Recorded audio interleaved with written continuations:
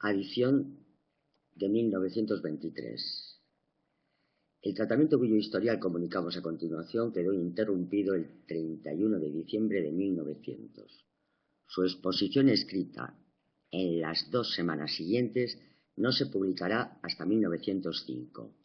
No es de esperar que más de 20 años de labor ininterrumpida no hayan modificado nada en la interpretación y exposición de tal caso patológico, pero carecería totalmente de sentido querer adaptar ahora la exposición de su historial, corrigiéndola y ampliándola al estado actual de nuestro conocimiento.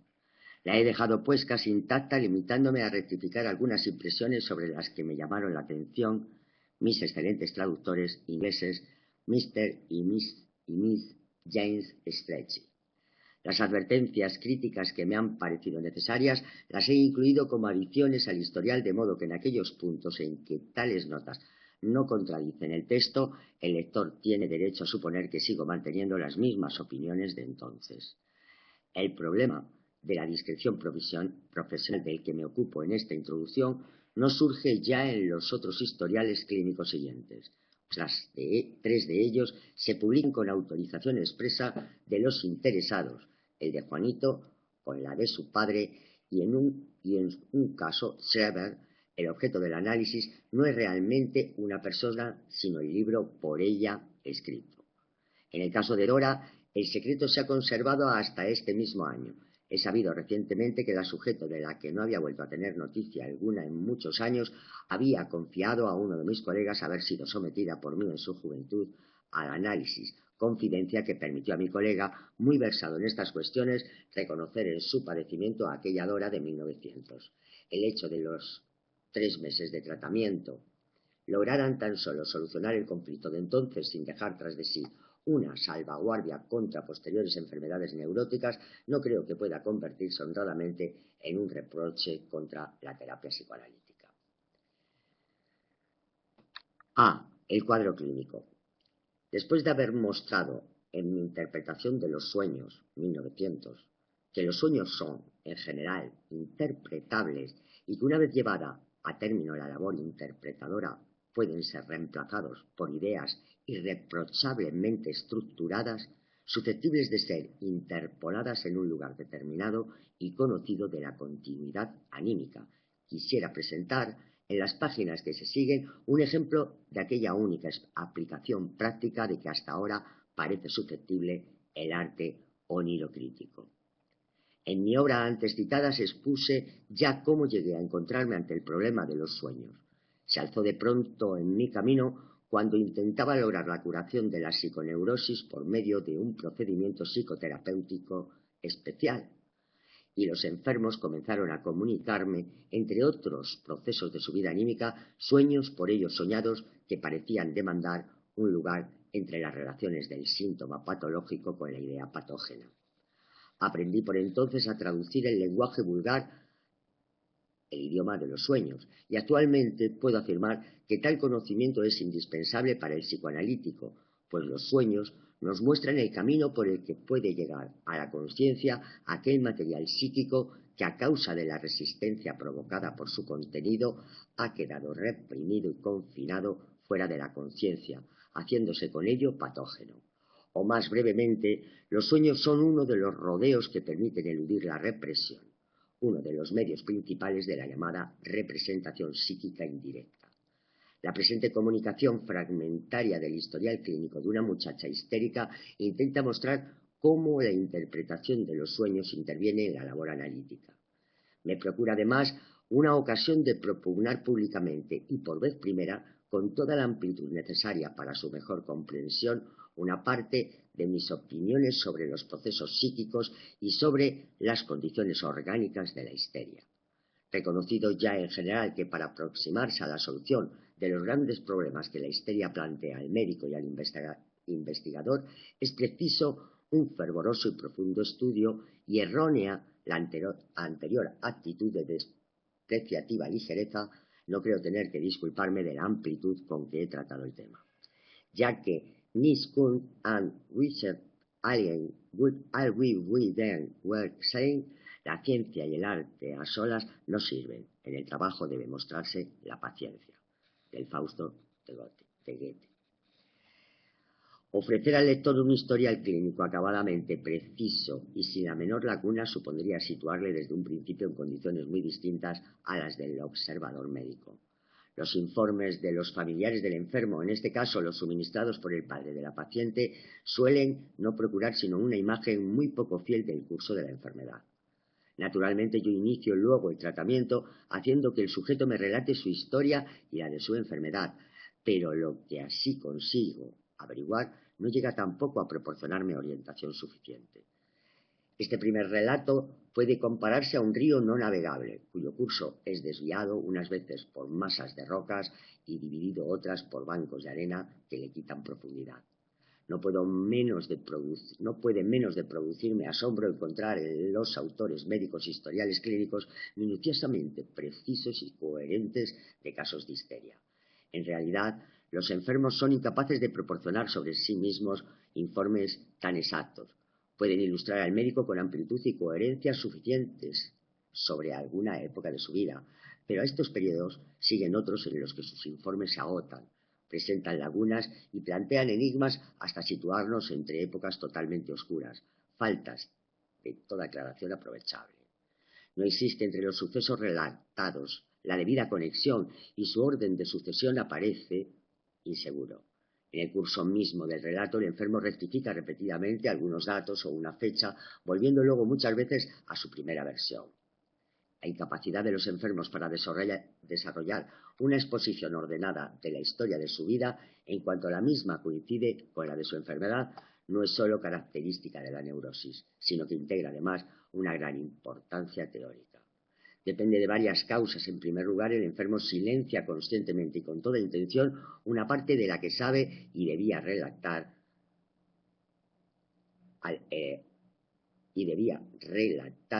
fundándose para ello en impedimentos que aún no ha logrado superar.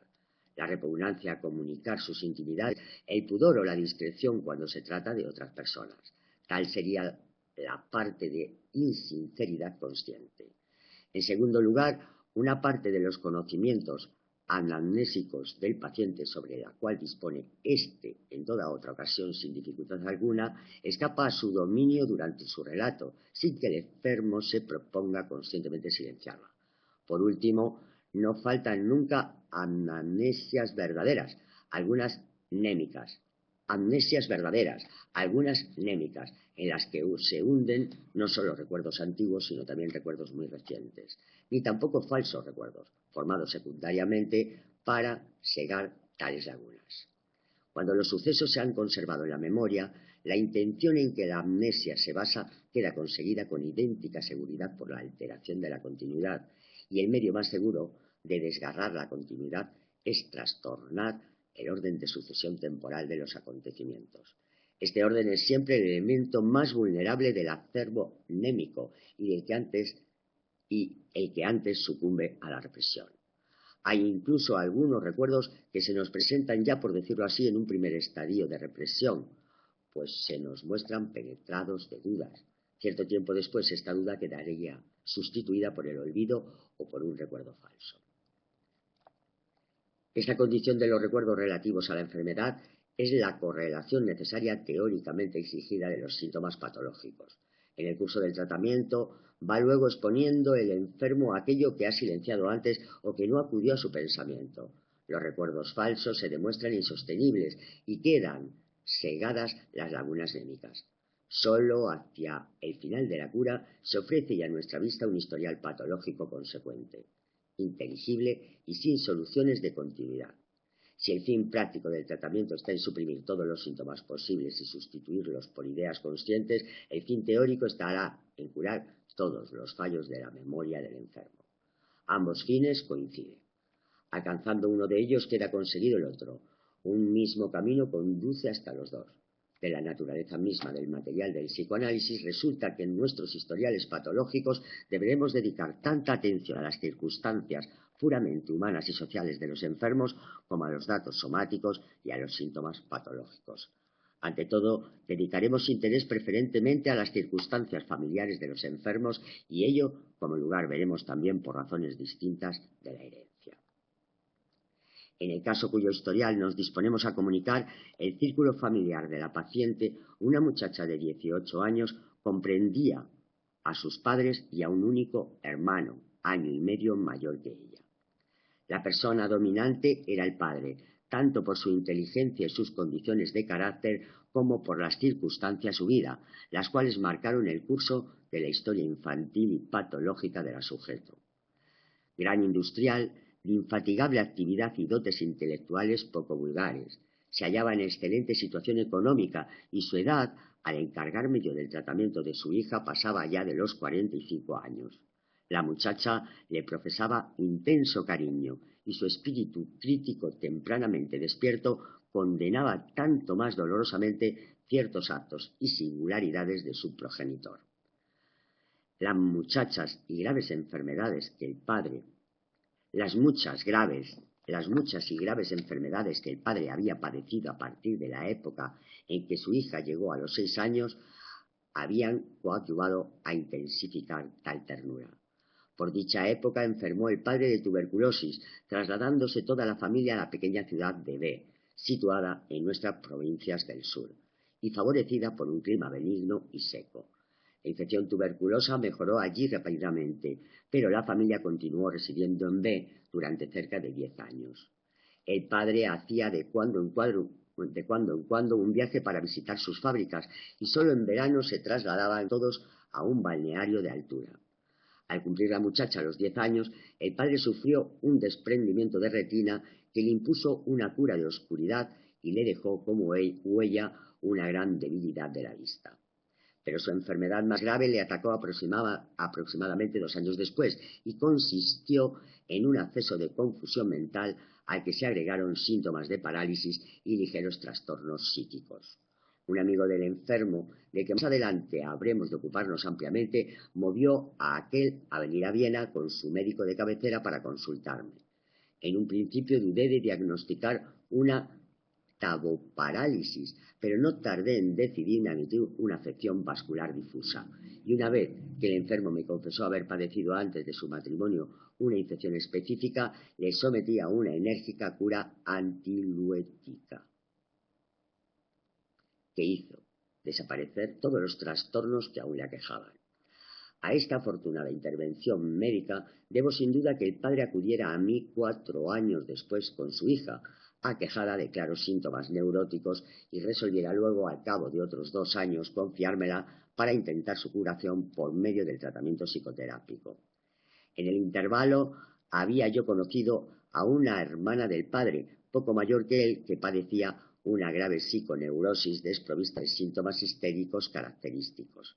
Esta mujer murió después de una vida atormentada por un matrimonio desgraciado, consumida por los fenómenos no del todo explicables de un rápido marasmo. Otro de sus hermanos, al que conocí por casualidad, era un solterón hipocondríaco. La muchacha, que al serme confiada para su tratamiento acababa de cumplir los 18 años, había orientado siempre sus simpatías hacia la familia de su padre, y desde que había enfermado veía su modelo y el ejemplo de su destino en aquella tía suya antes mencionada. Tanto sus dones intelectuales prematuramente desarrollados como su disposición a la enfermedad demostraban que predominaba en ella la herencia de la rama paterna. No llegué a conocer a su madre, pero de los informes que sobre ella hubieron de proporcionarme el padre y la hija, hube de deducir que se trataba de una mujer poco ilustrada y sobre todo poco inteligente, que al enfermar su marido había concentrado todos sus intereses en el gobierno del hogar, ofreciendo una imagen completa de aquello que podemos calificar de psicosis del ama de casa. Falta de toda comprensión para los intereses espirituales de sus hijos, se pasaba el día velando por la limpieza de las habitaciones, los muebles y los utensilios, con una exageración tal que hacía casi imposible servirse de ellos. Este estado, del cual encontramos con bastante frecuencia claros indicios en mujeres normales, se aproxima a ciertas formas de la obsesión patológica de limpieza. Pero tanto en estas mujeres como en la madre de nuestra paciente falta todo conocimiento de la enfermedad y con ello uno de los caracteres más esenciales de la neurosis obsesiva. Las relaciones entre madre e hija eran muy poco amistosas desde hacía ya bastantes años. La hija no se ocupaba de su madre, la criticaba duramente y había escapado por completo de su influencia. La sujeto tenía un único hermano, año y medio mayor que ella, en el cual había visto durante su infancia el modelo conforme al cual debería forjar su personalidad. Las relaciones entre ambos hermanos se habían enfriado mucho en los últimos años. El muchacho procuraba sustraerse en lo posible a las complicaciones familiares y cuando no tenía más remedio que tomar partido, se colocaba siempre al lado de la madre. De este modo, la atracción sexual habitual había aproximado afectivamente de un lado al padre y a la hija y de otro a la madre y el hijo. Nuestra paciente, a la que llamaremos Dora en lo sucesivo, mostró ya a la edad de 8 años síntomas nerviosos. Por esta época enfermó de disnea permanente, con accesos periódicos, a veces muy intensos. Esta dolencia la atacó por vez primera después de una pequeña excursión a la montaña y fue atribuida al principio a un exceso de fatiga. 6 meses de reposo y cuidados consiguieron mitigarla y hacerla desaparecer. El médico de la familia no vaciló en diagnosticar una afección puramente nerviosa, excluyendo desde el primer momento la posibilidad de una causación orgánica de la disnea, aunque por lo visto creía conciliable tal diagnóstico con la etiología de la fatiga. La niña sufrió sin daño permanente las habituales enfermedades infantiles. Durante el tratamiento me contó con intención simbolizante que su hermano contraía regularmente en primer lugar y de un modo muy leve tales enfermedades, siguiéndole ella luego, siempre con mayor gravedad. Al llegar a los 12 años comenzó a padecer frecuentes jaquecas y ataques de tos nerviosa, síntomas que al principio aparecían siempre unidos, separándose luego para seguir un distinto desarrollo. La jaqueca fue haciéndose cada vez menos frecuente, hasta desaparecer por completo al cumplir a sujeto 16 años. En cambio, los ataques de tos nerviosa, cuya primera aparición fue quizá provocada por un catarro vulgar, siguieron atormentándola. Cuando a los 18 años me fue confiada para su tratamiento, tosía de nuevo en forma característica. No fue posible fijar el número de tales ataques. Su duración oscilaba entre 3 y 5 semanas, llegando una vez a varios meses. En su primera fase, el síntoma más penoso había sido, por lo menos en los últimos años, una afonía completa. Se había fijado nuevamente y con plena seguridad el diagnóstico de neurosis, pero ninguno de los tratamientos usuales, incluso la hidroterapia y la electroterapia local, logró al menos resultado positivo. La muchacha, a través de estos estados patológicos, había llegado a ser ya casi una mujer de inteligencia clara y juicio muy independiente, acabó por acostumbrarse a despreciar los esfuerzos de los médicos, hasta el punto de renunciar por completo a su auxilio, y aunque la persona del médico de su familia no le inspiraba disgusto ni antipatía, eludía en lo posible acudir a él, resistiéndose también tenazmente a consultar a cualquier otro desconocido. Así, para que acudiera a mi clínica, fue necesario que su padre se lo impusiera.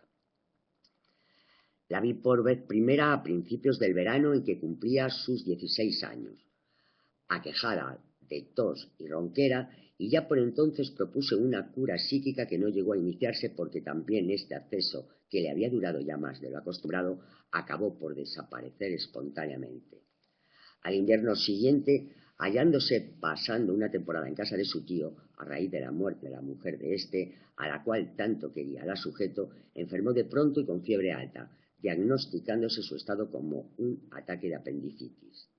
Al otoño siguiente, la familia abandonó definitivamente la ciudad de B, pues la salud del padre parecía ya consentirlo, trasladándose primero al lugar donde aquel tenía su fábrica y apenas un año después a Viena.